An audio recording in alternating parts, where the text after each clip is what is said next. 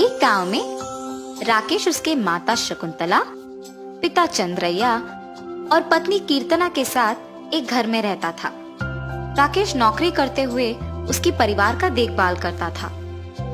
जब राकेश का नौकरी दूर के दूसरे गांव में लग गया तो उसके साथ ही सभी को जाना पड़ा था और इसीलिए सब रेलवे स्टेशन जाके ट्रेन चढ़ते हैं।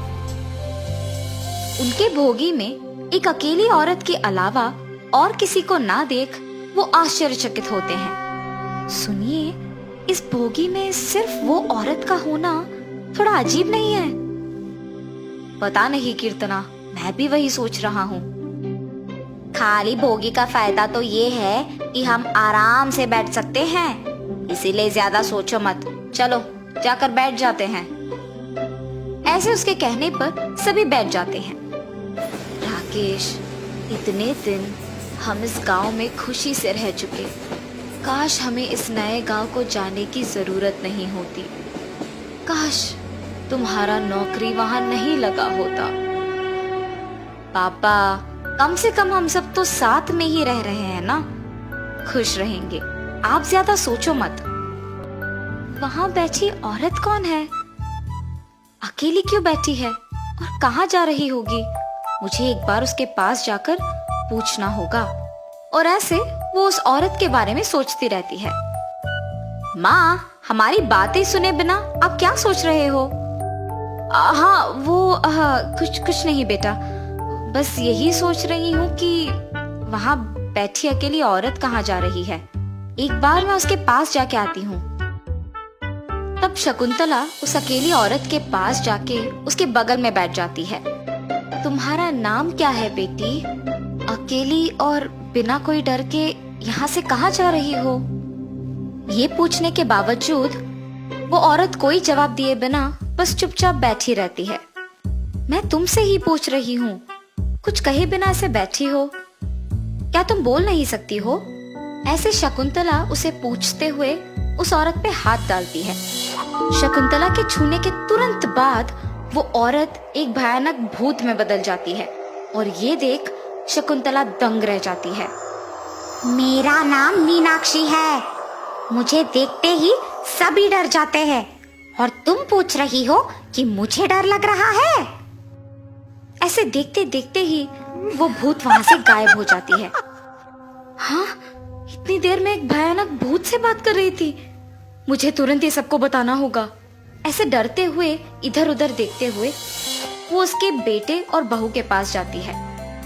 राकेश को उसकी माँ बैठे बिना इधर उधर देखते हुए डरते हुए दिखने के कारण वो पूछता है, माँ क्या हुआ तुम्हें? ऐसे डरते हुए इधर उधर क्यों देख रही हो?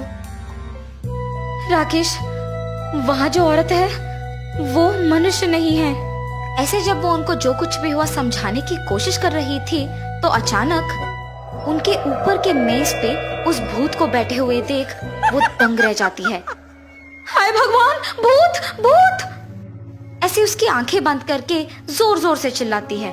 हाँ, भूत कहाँ कहाँ माँ? ऐसे सभी डरते हुए उस स्थान से हिल के इधर उधर जाके देखते रहते हैं। माँ, कहाँ है भूत?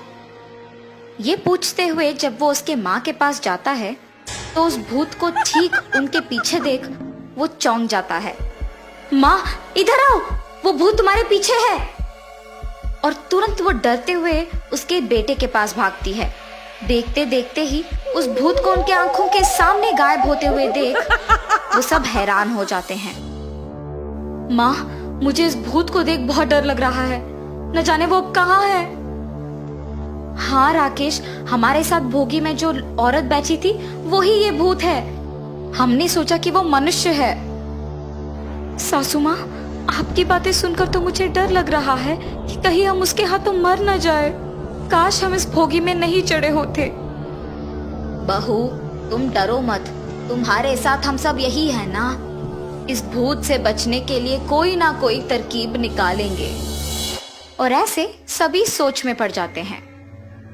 हाँ, अगर हम इस भोगी से दूसरे भोगी चले जाएं, तो वो भूत हमारे पीछे नहीं आ सकती ना। इसलिए हम चारों को इस भोगी के या तो इस तरफ या उस तरफ जाना होगा। अब इस भूत से बचने का यही एक तरकीब है। तब चारों मिलकर कांपते हुए, डरते हुए दूसरे बोगी जाने की कोशिश करते हैं और तब अचानक वो भूत उनके सामने प्रकट होती है। भूत को देख वो दूसरे दिशा की ओर भागने लगते हैं और तब वो भूत दो में बदलकर उनके सामने प्रकट होती है। जब वो देखते हैं कि दोनों दिशाओं में एक प्रकार के दो भूत हैं, तो वो डर के मारे कांपने लगते हैं। अब वो भूत राकेश और चंद्रैया की गला को जोर से पकड़ लेती है। कौन हो तुम? क्यों हमारा गला जोर से पकड़ रही हो? कृपया हमें कुछ मत करो, हमें छोड़ दो। पति और बेटे को छोड़ो, छोड़ो उन्हें। सबकी बातें सुनकर वो भूत उन दोनों का गला और जोर से पकड़ने लगती है। बहुत कोशिश करने के बाद वो दोनों उस भूत की पकड़ से छुटकारा पाते हैं। उस भूत को जोर का धक्का देते हैं, उस कारण वो भूत नीचे गिर जाती है। राकेश, उस भूत के उठने से पहले हमें यहाँ से भाग जाना होगा। चलो। हाँ पापा, चलो चलो, सब चलो यहाँ से। ऐसे जब वो भागते हुए दूसरे बोगी में प्रवेश करने की कोशिश करते हैं, तो वहां की दरवाजा को बंद देख वो सब निराश होते हैं। इतने में वो भूत उठ के उन सबको दरवाजे के पास खड़े रहना देखती है। तुमने सोचा कि तुम लोग मुझसे बच पाओगे? तुम लोग इस भोगी से कहीं नहीं जा पाओगे। ये कह के वो भूत उनके पास जाने लगती है। उस भूत को उनके पास आते देख वो बहुत डर जाते हैं। कोई है? सुनिए, हमें बचाइए, इस भयानक भूत से हमें बचाइए, दरवाजा खोलिए। वो उस दरवाजे को खड़खड़ाने की कोशिश करते हैं और खोलने की लाख कोशिशें करते हैं। इतने में वो भूत उनके पास आते रहती है। अचानक वो दरवाजा खुल जाता है। तुरंत वो सब उस भोगी में घुस के उस दरवाजा को बंद कर देते हैं ताकि वो भूत उसके अंदर ना आए। शाम को जब ट्रेन रुक जाती है तो वो सब ट्रेन से उतर जाते हैं। तब चंद्रैया कहता है, भगवान का लाख लाख शुक्र है, सही समय में दरवाजा खुल गया, वरना न जाने क्या ही होता हमारा। हाँ जी, भगवान का लाख लाख शुक्र है।